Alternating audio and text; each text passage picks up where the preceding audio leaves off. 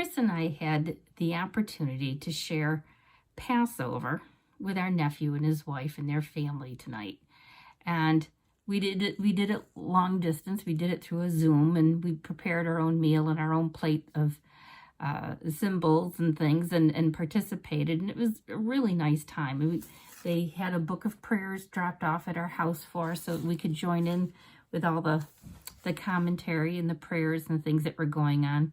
And what really struck me, and I've noticed this before, but now I've got a better explanation in the book to give you, is how they identify, how the Jewish people identify themselves with the Jews of olden times, okay? That it's not us and them, it's not then and now, it's we.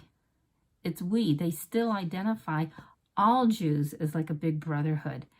And I thought, what a good lesson. What a good lesson. And I realized as I was sharing this with you, I had to stop the tape and start over again, because a couple days ago, in the middle of the night, it was like 1:30 in the morning, God put this song in my heart, and that's the song, "They Will Know We Are Christians by Our Love." Now, if you're of a certain age, you're probably familiar with this song. And if you're of another age, you may not be familiar with this song. If you're too young, you may not know it. But if this is a song I can remember hearing when I was a kid, and it was a nice song. Trying to think how it goes now. Of course, I'm feeling pressured.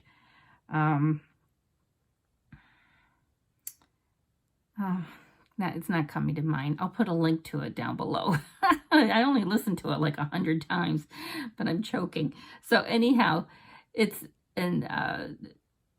they'll know we are Christians by our love, and it's, well, we will walk hand in hand, we will work side by side.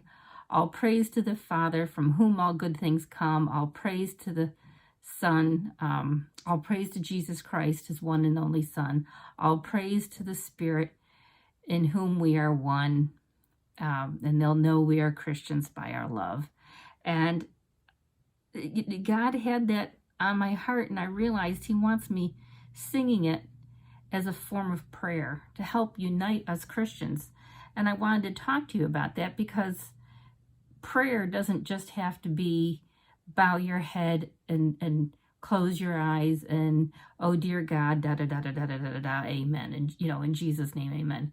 There's way more different kinds of ways to pray. And one of the ways that we can pray is through song and through music. And we can sing these words to God and have it count as prayer. It is prayer. We can worship God that way, we can praise God that way, and we can pray that way. And if singing the song makes it easier for you to pray continuously over and over, that's an okay thing. And I find that for me, singing makes it possible for me to be able to do that, and for a longer period of time, to pray with the intent. And so in this case, I have been singing this song and praying it when nobody's watching, for the unity of the church, for the unity of God's people, and so that we can identify with one another. There's a lot of different denominations, and there's all these idiosyncrasies that makes us feel different from one another, but we need to focus on who we are in Christ and what pulls us together, so that the world doesn't tear us apart. We don't need to tear ourselves apart. We need to pull ourselves together, because we are one. Jesus prayed that we would be one, and we are one in the Holy Spirit, that we are all filled with the same Spirit, okay?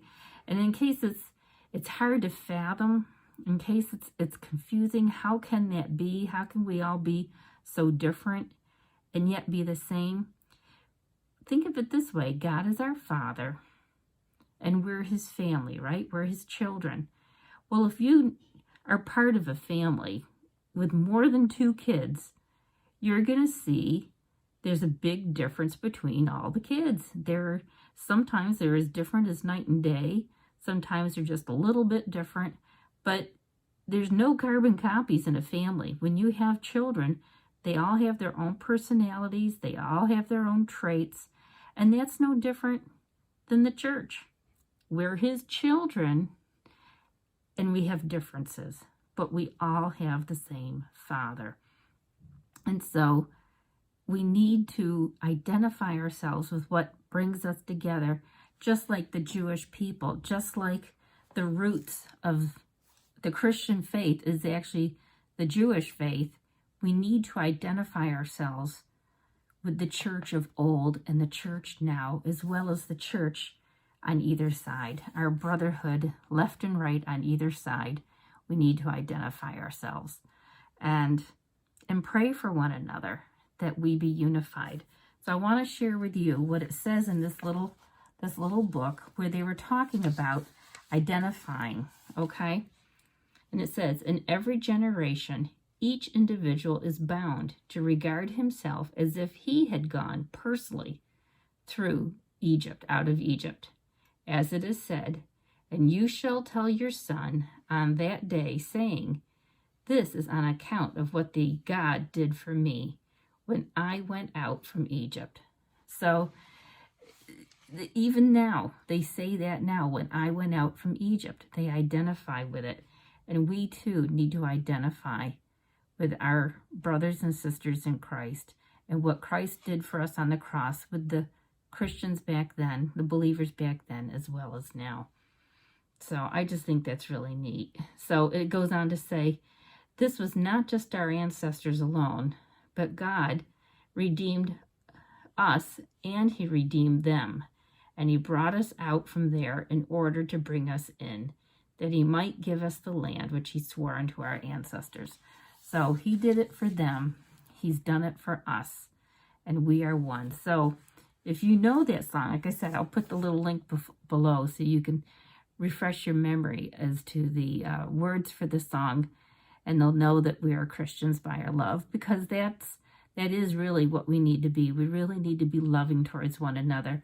And I know it's hard sometimes when we see things in the news and different Christians handle situations differently. You know, some believe they need to be responding this way and some believe they need to be responding that way. I don't know that we all necessarily need to respond the same way, but I do know we need to support one another. And so I ask that you pray for our brothers and sisters, okay, in Christ, and pray for our protection, pray for our unity, pray for strength, and pray for strength in persecution. Pray for us to be holy and pray for us to be wholesome so that we can be an example in this world of God's love. Okay, so shalom, peace to you, and we will see you tomorrow.